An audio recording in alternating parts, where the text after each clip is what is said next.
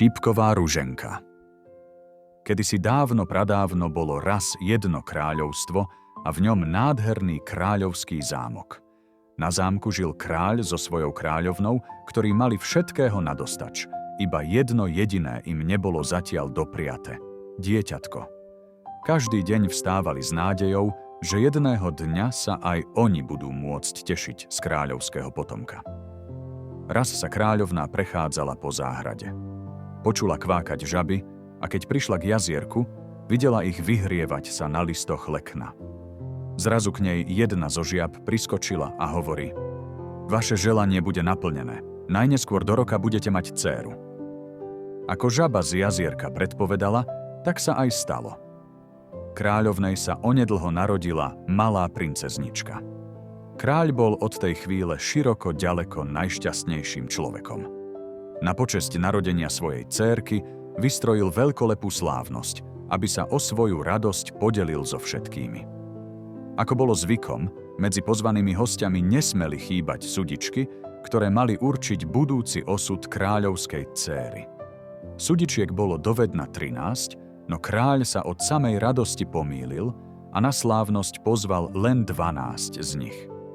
V deň konania slávnosti bolo v celom kráľovstve veselo. Všade panovala dobrá nálada. Ešte aj služobníctvo si po chodbách zámku pískalo. Na hostine sa stoly prehýbali pod obrovským množstvom všakovakých dobrôt. Hostia sa zabávali, tancovali a oslavovali spoločne s kráľovskou rodinou. O polnoci prišli na rad sudičky so svojimi veštbami pre kráľovskú dcéru. Jedna po druhej predpovedali malej princeznej priaznivý osud. Krásu, múdrosť, cnosť, bohatstvo a ďalšie dobré veštby. No ešte predtým, ako prišla na rad posledná z 12 pozvaných sudičiek, prerušila slávnosť neočakávaná návšteva. Vo dverách sa objavila 13. nepozvaná sudička v dlhých čiernych šatách. Len čo vošla do miestnosti, všetci stíchli a upierali zrak smerom k dverám. V jej pohľade sa zračil hnev. Ona jediná nebola na slávnosť pozvaná. Temným hlasom vyslovila svoju hrozivú veštbu. Keď princezná dovrší 15 rokov, pichne sa o trň ruže a umrie. Potom sa zvrtla a zmizla vo dverách ako výchor. Všetci skameneli od hrôzy. Kráľovná zbledla a kráľ sa nezmohol ani na slovo. Veštba sa už nijako nedala zrušiť, no pomohla aspoň posledná sudička, ktorá takto prehovorila: Princezná neumrie, ale zaspí dlhým spánkom, ktorý bude trvať 100 rokov. Hneď na druhý deň vydal kráľ rozkaz, aby v celom kráľovstve zničili všetky ružové kríky. Nesmel zostať ani len malý konárik, na ktorom by mohol vyrásť nebezpečný trň. Ako princezná rástla, postupne sa naplňala jedna veštba za druhou. Princezná vyrástla do krásy. Bola múdra, šikovná, milá. Každý si ju hneď na prvý pohľad obľúbil. No rúže by ste v celom kráľovstve hľadali márne. Už dlhé roky boli zakázané, aby bola princezná chránená pred hrozivou veštbou. Ani sa nenazdali a nadišiel deň, keď princezná slávila 15. narodeniny. Princezná si pred narodeninovou oslavou krátila čas prechádzkami po kráľovských komnatách, ktorých boli v obrovskom zámku desiatky. Ako sa tak túlala, objavila dvere do malej vežičky, v ktorej nikdy predtým nebola. Zvedavosť jej nedovolila prejsť okolo dverí len tak bez povšimnutia a tak sa ich pokúsila otvoriť. Dvere boli odomknuté a hneď za nimi bolo veľké točité schodisko. Vyšla teda po schodoch až úplne hore a tam sa pred ňou zjavili ďalšie dvere. Aj tieto skúsila otvoriť, no boli zamknuté. Už sa chcela otočiť na cestu späť, keď si v tej chvíli všimla, že v zámke je zastrčený veľký hrdzavý kľúč. Otočila ním, v zámke niečo zaštrkotalo a dvere sa s vrzgotom otvorili. Princezná opatrne vošla do malej komórky, v ktorej bolo len jedno neveľké okno. Steny pokrývali pavučiny, starý nábytok bol zaprášený a všetko vyzeralo tak, ako by tam už dlhé roky nevkročila živá duša. V zápäti si všimla na okne kvet. Bol v malom črepníku, mal krásne červené lístky, ktoré sa nádherne vynímali a pôsobili, ako by boli z úplne iného sveta. Princezná zvykla tráviť v kráľovskej záhrade takmer každú voľnú chvíľu, ale takýto kvet vôbec nepoznala. V záhrade určite nerástol. Podišla bližšie k oknu, aby sa pokochala tou nádhernou kvetinou, ktorá navyše aj krásne voňala. Nadšene privoňala k červenej rúži a chcela sa jej dotknúť, keď zrazu zacítila na prste malé pichnutie. V tom okamihu sa naplnila krutá veštba 13. sudičky. Princezná klesla na zem a upadla do hlbokého spánku. To však nebolo jediné nešťastie, čo zámok postihlo. V momente zaspali aj kráľovskí rodičia, služobníctvo a hostia, ktorí prišli na narodeninovú slávnosť. Dokonca aj psi na dvore, zapriahnuté kone či vtáčiky, ktoré práve čvirikali v okolí zámku, zaspali. Aj vietor sa upokojil a prestal viať. A tak sa žiadny lístoček či vetvička na strome nepohli.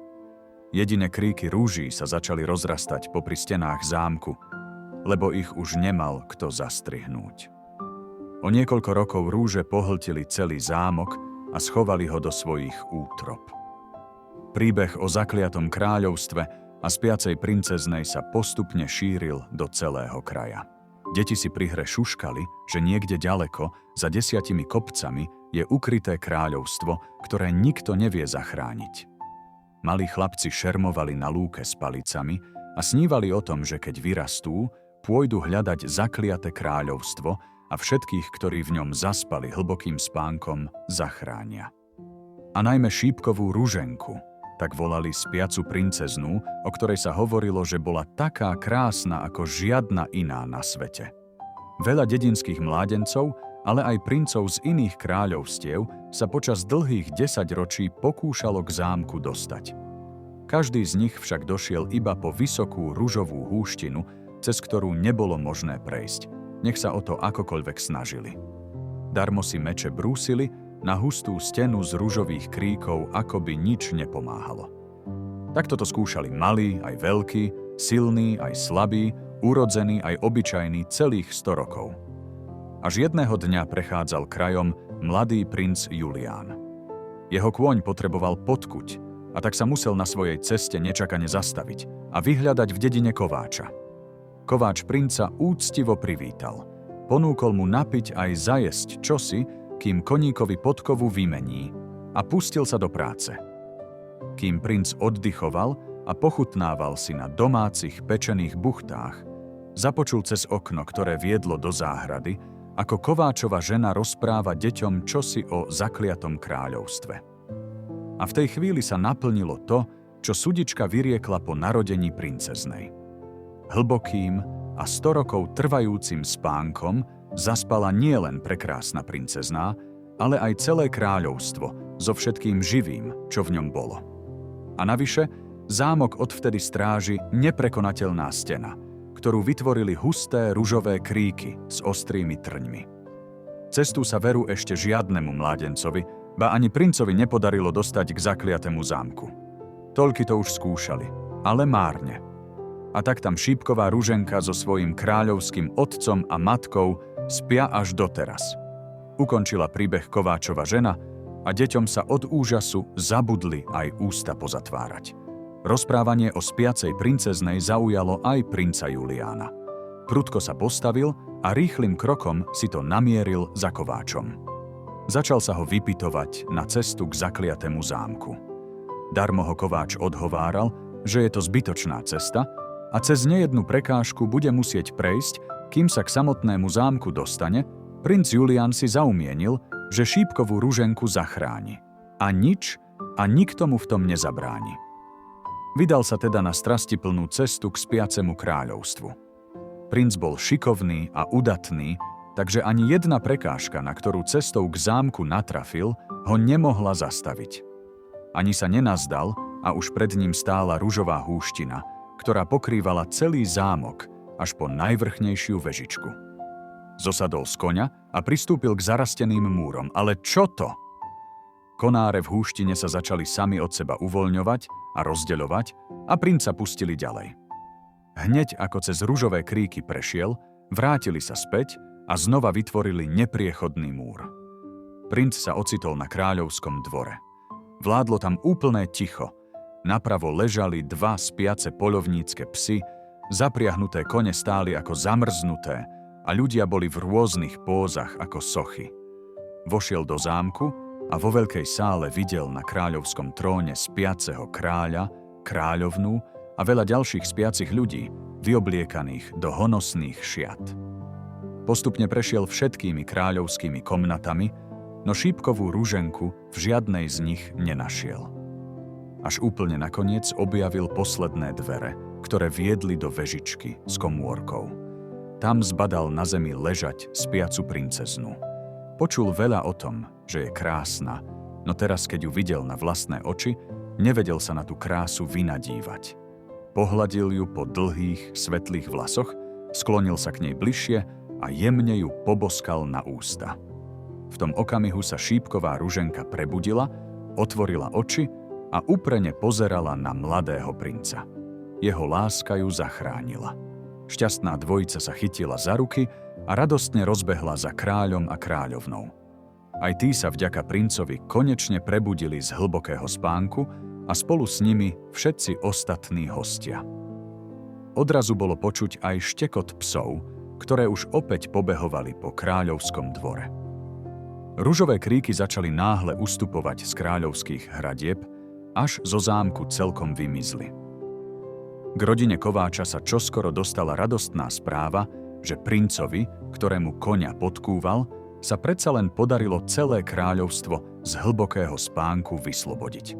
A tiež sa dopočul o tom, že sa v kráľovstve veľkolepá svadba chystá a princ Julián si za ženu šípkovú ruženku berie.